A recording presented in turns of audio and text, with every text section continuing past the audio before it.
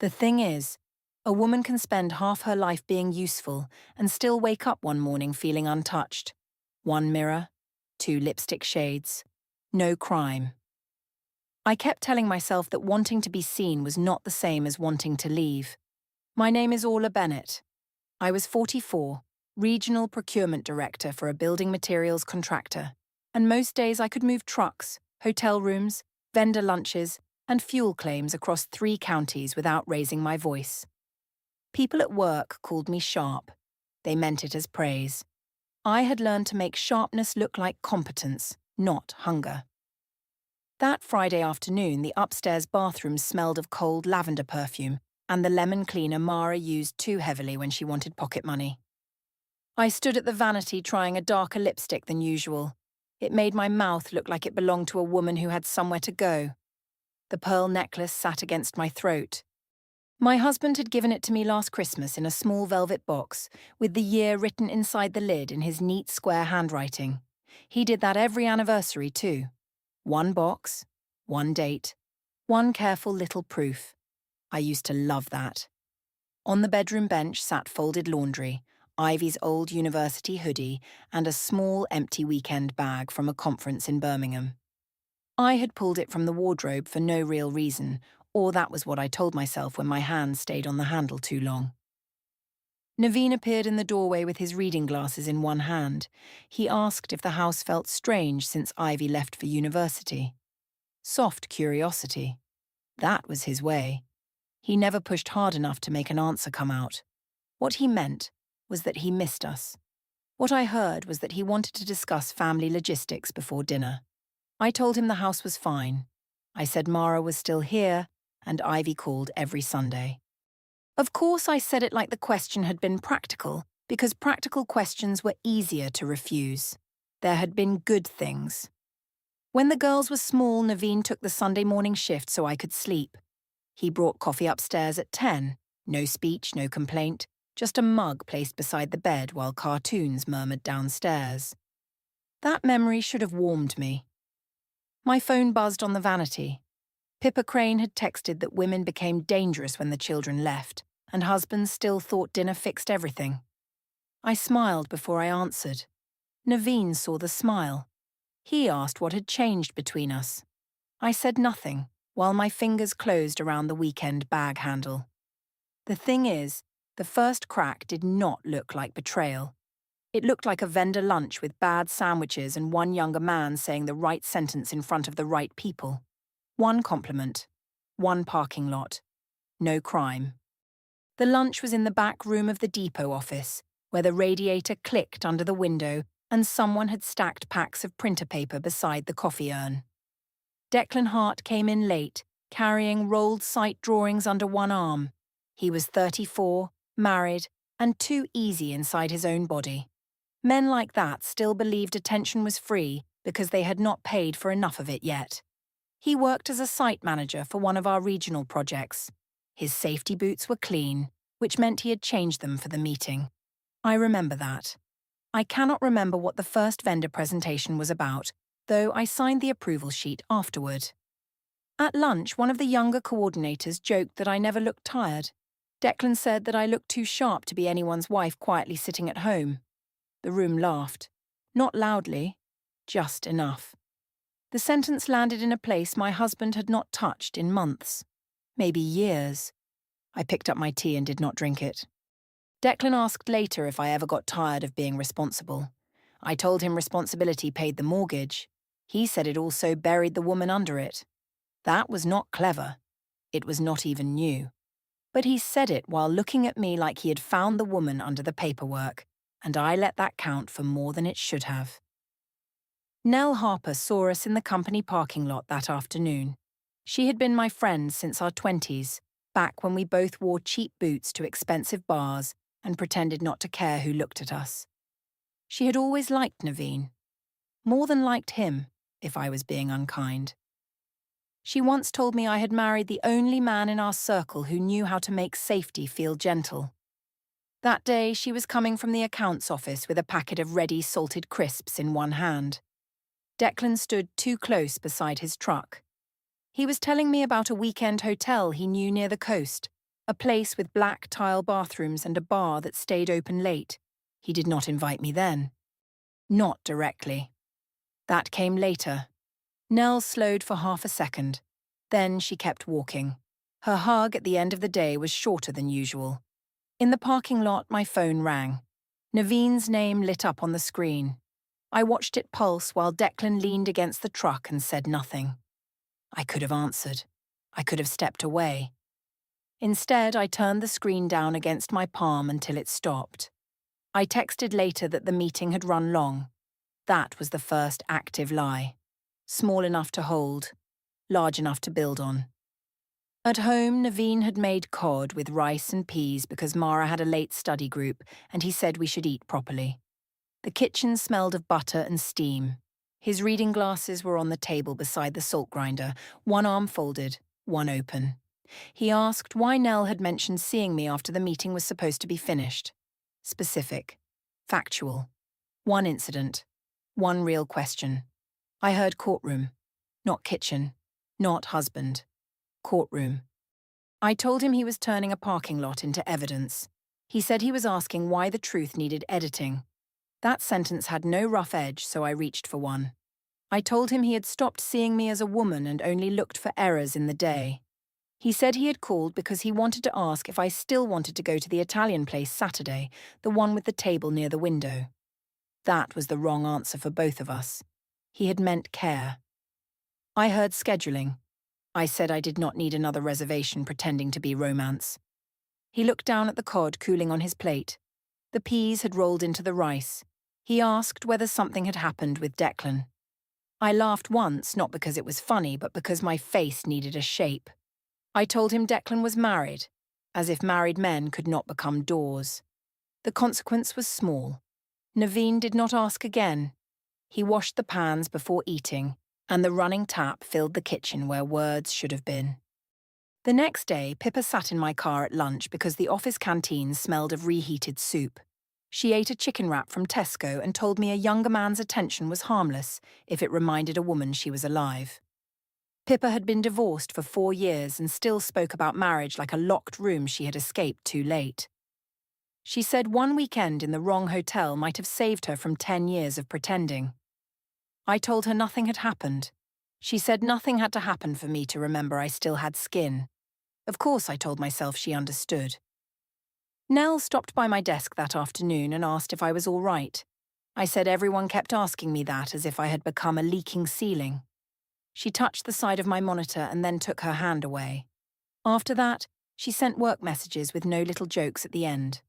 By Thursday, Declan had texted me twice about site approvals and once about whether I liked coastal air in winter. I answered the first two immediately. I waited 19 minutes to answer the third so it would not look hungry. Pippa invited me to rooftop drinks on Friday and said Declan would be there. Then she added that one night of being wanted never killed a marriage. I smiled at the screen. Naveen came into the kitchen behind me and asked what was funny. I told him it was work. The thing is, public attention changes the taste of a bad choice. 1 rooftop, 2 glasses. No crime because everyone was laughing before they knew what the joke had cost. I was only being honest, or that was the clean word I used while standing too close to another woman's husband. The company rooftop had glass panels around the edge and black heaters that clicked every few minutes above the tables. The air smelled of wet stone, cheap Prosecco, and grilled lemon from the catering trays. Someone had placed little bowls of olives on every table, though half the people there were drinking too quickly to eat. I wore the black dress. I also wore the pearl necklace. That detail matters because I knew where the necklace came from. Naveen had stood in a jewellery shop before Christmas, probably comparing prices, probably asking a patient saleswoman which clasp was stronger. He would have chosen pearls because they were classic, safe, wife-shaped. That night, I wanted them to look dangerous. Declan noticed the necklace first. He said pearls were wasted on polite women. I told him I had never been polite where it mattered. He laughed and touched the railing beside my hand. Not my hand itself. Close enough to be seen. Far enough to deny. Pippa arrived in a red blouse and told me I looked like I had escaped a responsible husband for one evening. She had that bright look she got when someone else's risk made her feel younger. Nell stood near the drinks table with a paper napkin folded into a square. She had brought her husband at first, but he left early because their son had football the next morning. She stayed because she was my friend, or because she already sensed she should not leave me unattended. Naveen was late. He had driven Mara to a school thing because the bus was cancelled. He also brought my wrap because I had left it in the car that morning. Of course he did. Small rescue. Quiet rescue. The kind I had stopped counting. When Pippa said I had escaped, I lifted my glass and said one evening was not enough. I said some women needed a whole weekend off from being managed. The laugh came fast. People wanted it to be a joke. Declan lowered his eyes and smiled into his drink. A junior buyer named Ellis looked at me, then at Declan, and then away. Nell did not laugh. Naveen arrived as the last part left my mouth. He stood near the heater with my wrap over his arm. I remember the wrap clearly, cream wool with one pulled thread near the edge. I do not remember what song was playing through the rooftop speakers. He asked if we could speak away from the group. Quiet debrief. Not sharp, not dramatic. The quiet was the point. I heard embarrassment. I heard him asking me to shrink the room back to a size he could control. So I made the room bigger. I told everyone Naveen always wanted privacy when the truth did not flatter him. I said he was sweet, of course, but he treated marriage like a shared pension plan with dinner reservations. I said he could plan a life so carefully that a woman could disappear inside it and still have clean gutters. Someone laughed once, then stopped. Declan's smile changed. Not gone. Smaller. Protected. Pippa's laugh came first, bright and automatic. Then she saw Naveen's face and looked down at her glass. Naveen did not correct me. He placed my wrap over the back of a chair. Carefully. Even then. He looked at Declan, then at me, then at the floor between us. He said he would wait downstairs if I wanted to go home together. That should have been a door. I made it a wall. I said he could stop acting like a school headmaster collecting a badly behaved wife. Nell said my name, low enough that only I heard it. Her voice had warning in it, but also disappointment. And disappointment made me crueler because it sounded too much like pity. Across the rooftop, Mira Hart stepped out of the lift. I had seen her once before at a company family barbecue. Declan's wife. 33, dark hair cut to her jaw, calm face, no need to perform friendliness. She was the daughter of the company owner, though she never wore that like a badge. That night, she carried a brown folder against her chest and wore a navy coat buttoned wrong at the top, as if she had dressed quickly. She had come to bring Declan a company folder he forgot. That was all. A mundane thing. A wife doing a practical errand. Declan saw her and straightened by 1 inch. It was the first time all evening he looked married. Mira's eyes moved from him to me, to the pearls at my throat, to Naveen standing near the chair with my wrap. Nobody introduced the moment, but it arrived anyway. She gave Declan the folder. He thanked her too quickly. She asked if he was staying long. He said not long. He did not look at me when he said it. The rooftop did not get quiet all at once. It thinned. Conversations lowered. People made work of their glasses. Nell picked up my wrap from the chair after Naveen went downstairs, but she did not bring it to me. She folded it over her own arm and stood beside the lift. For a second, the old version of me saw the scene properly. My husband had brought something I forgot. Another woman had brought something her husband forgot. Both men were standing there because of wives who handled small pieces of their lives. Only one of us had turned it into a performance. Then Declan leaned toward me and said, "Mira worried too much." I let that close the door. I said wives did that when they were bored. His mouth twitched. Pippa looked at me like she wanted to laugh and could not find the place to put it. Later, when Naveen drove me home, he did not ask what I meant by weekend. He did not ask what Declan meant to me. He drove with both hands on the wheel, the wrap folded in the back seat where Nell had left it with reception. At a red light, he said the rooftop was not one joke. He said it was the parking lot, the edited message, the way I made him sound old so I could sound alive. He said he was trying to speak before we lost the shape of each other. I looked out the window at a closed dry cleaner with a blue neon hanger in the window. I told him he should stop making speeches after years of letting silence do his work. That was another wrong response. Not loud, just misplaced. When we got home, I removed the pearl necklace in the bathroom and set it beside the sink. The clasp made a small sound on the porcelain. My phone buzzed. Declan had sent one line saying that tonight got messy. I typed that messy meant alive. He replied with a single flame emoji, then nothing else. The thing is, a house can start taking sides before anyone moves out. One watch, two closed doors. No crime because no one had left yet. I told myself everyone was punishing me for wanting one weekend of air, but the rooms had begun changing without asking me. Naveen slept in the guest room that Friday after the rooftop. He did not announce it. He took a pillow, his phone charger, and the paperback he had been reading in 3-page pieces for months. His watch stayed on the dresser beside my perfume tray instead of beside our bed.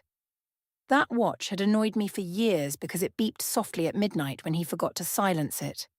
That night, the missing beep made the bedroom too wide. In the morning, he stood in the kitchen making coffee. He made 1 cup. The grinder left dark dust near the machine. He wiped it with the corner of a tea towel before he spoke. He said it was not the rooftop joke. It was the lunches, the edited stories, the way I made him look old so I could look free. Naming the pattern, not one incident. He said he had been late to seeing the shape of it, but he saw it now. I gave him the one true thing I had. I told him he had stopped seeing me as a woman and started managing me like a house we had already paid off. He did not argue. That was worse. He said he thought showing up, paying attention, and keeping the family steady was how he loved me. He said he knew now that some love needed a voice, not only a calendar and clean bills. He said it in a grey t-shirt with coffee grounds on one wrist, and for a second the kitchen had no villain in it. Then my phone lit up with Pippa asking whether the pension plan husband had survived. I turned the screen down. Naveen saw. He did not ask. By Sunday, Ivy called from university. Her room behind her was covered in fairy lights and lecture notes. She asked why Dad was in the guest room because she had seen the striped blind behind him during their last call. I said he was sleeping badly. Ivy nodded, too slow. She asked if I was eating properly, which was my line, not hers. Mara avoided dinner twice. She said she had study group, but her backpack sat near the stairs with her maths folder sticking out. When I asked about it, she said she only needed her phone. A 17-year-old lie, soft and clumsy, but I had no right to call it that without hearing myself. Nell invited me over on Wednesday. Her conservatory smelled of damp soil and Earl Grey tea. She had a fern on the table that looked half dead, and she kept pulling brown bits from it while we talked. She said I looked cruel on the rooftop. I told her she always admired Naveen too much. She put the dead fern leaves in a little pile beside her mug and said admiration was not the reason she was worried. I said she was making one night into a character statement. She answered that it had not sounded like one night when I said some women needed a weekend off. After that, she did not refill my tea. Meanwhile, Mira began moving in the part of the story I was not watching. She saw a hotel confirmation on Declan's tablet because their son used it for cartoons, and the booking notification appeared before the screen locked. She saw a deleted message preview from me under his archived chat list. She did not confront him then. That was Mira's gift, or danger. She could wait without making waiting look like weakness. I learned that later. At the time, I thought silence belonged only to Naveen. Friday came back around with rain on the bedroom window and the weekend bag open on the bench. The same bag from S1. Not empty now. Underwear tucked into the side pocket. Black dress folded once. Phone charger. Perfume. A cream sweater because coastal hotels were always colder than they looked online. The pearl necklace lay on the bathroom counter where I had left it after the rooftop.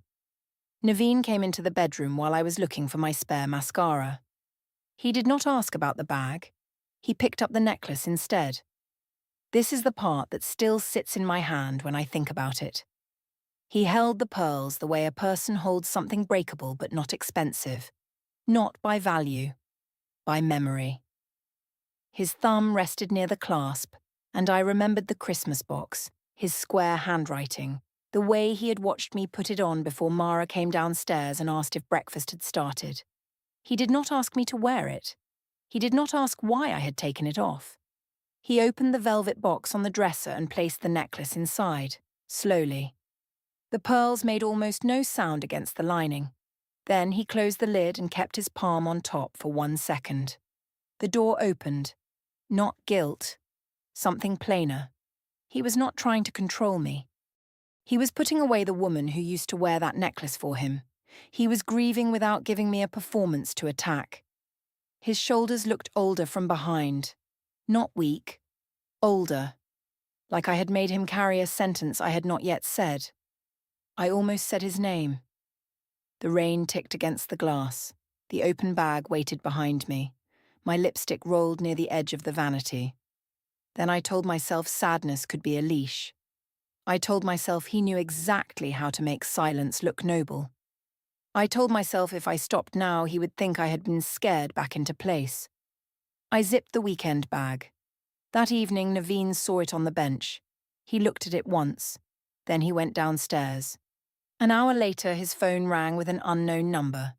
It was Mira Hart.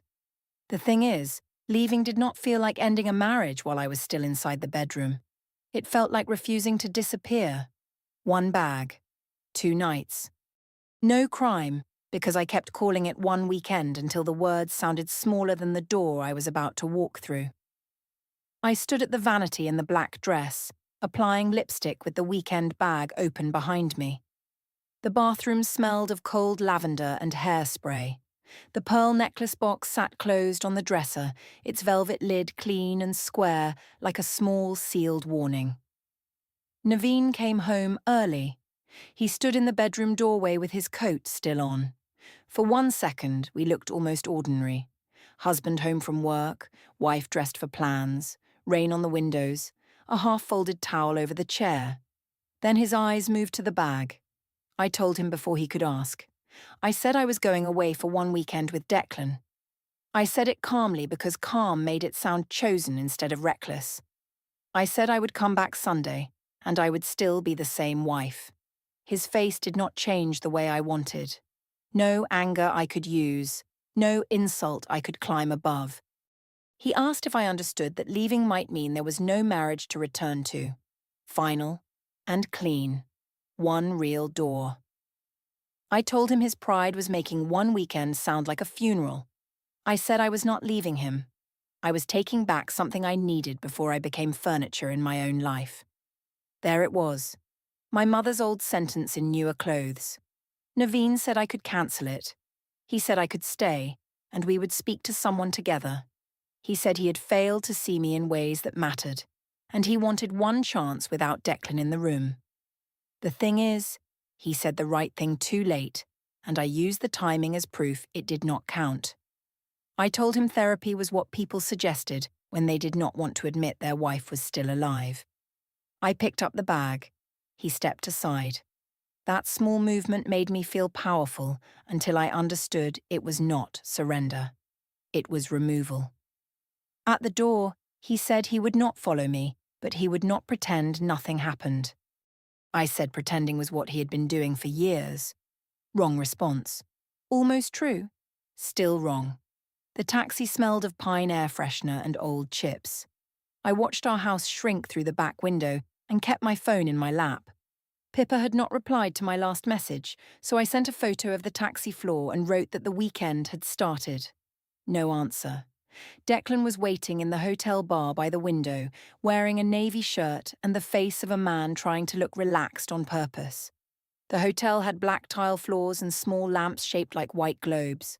The table had 2 glasses, 1 mine, 1 his. 1 bag. 2 nights. Still no crime, I told myself, because the bar was pretty and no one at the next table knew my husband's name. For the first hour, Declan was charming. He told me I looked better away from fluorescent office lights. He touched my wrist when the waiter came, then moved his hand before the waiter looked down. He said we deserved a pocket of time where nobody needed us. Then Mira called. He let it ring out. Twice. The second time, he turned the screen over and said she was probably asking about their son's football kit. His voice had a thin place in it.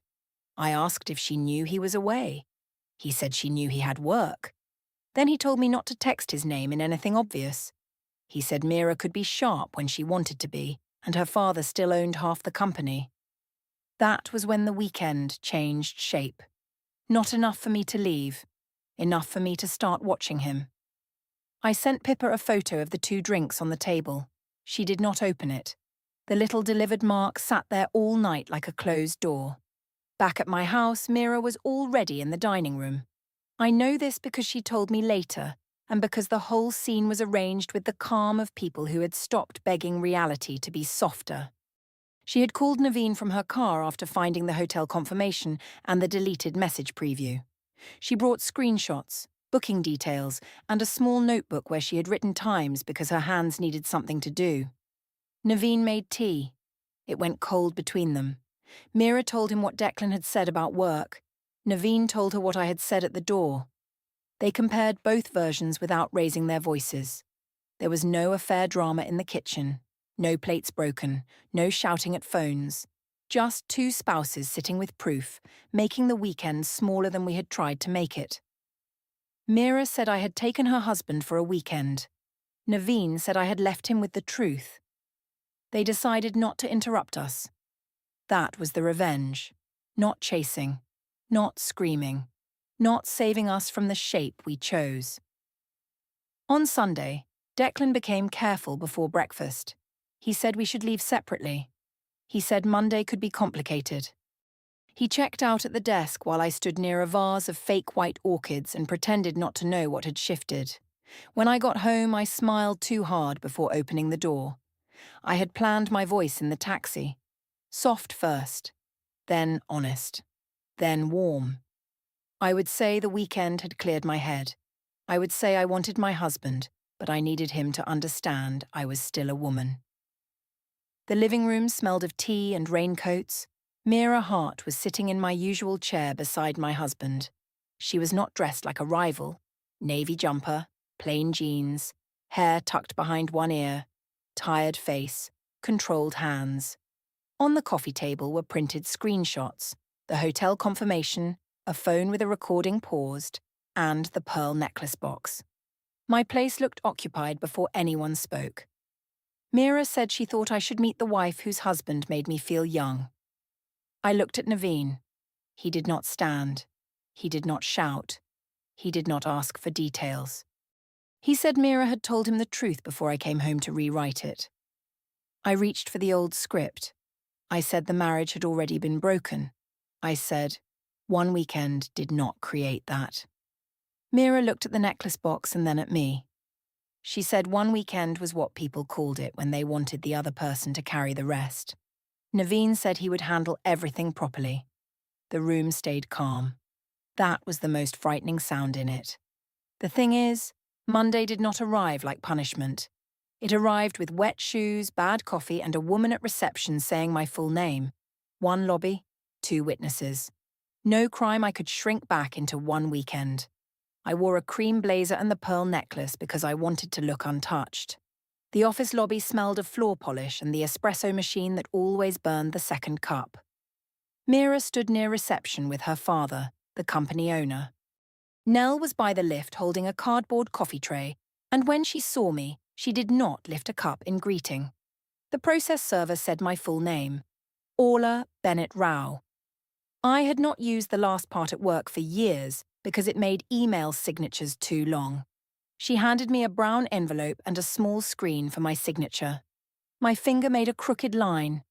I thanked her because people thank strangers when their hands have no better task. Inside was a petition for dissolution of marriage with temporary home and financial orders. The first hearing was listed for the 12th of June at 10:30. Naveen requested temporary exclusive use of the house.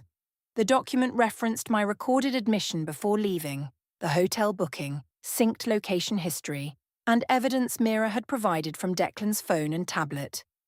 Mira said Declan called it harmless until it started costing him something. I tried to say the marriage was already broken. Nell looked at the lift doors and said, broken was not the same as abandoned. Declan texted before HR called him in. He said I had misunderstood what the weekend meant, and then his profile photo vanished from the thread. The house was no longer my place to enter without agreement, and 3 suitcases waited later by the front door with my clothes folded too neatly inside. My vendor approval authority was suspended pending review, and the fuel card I had signed out for years stopped working at the Shell station near the bypass. Pippa was out of office with no return note.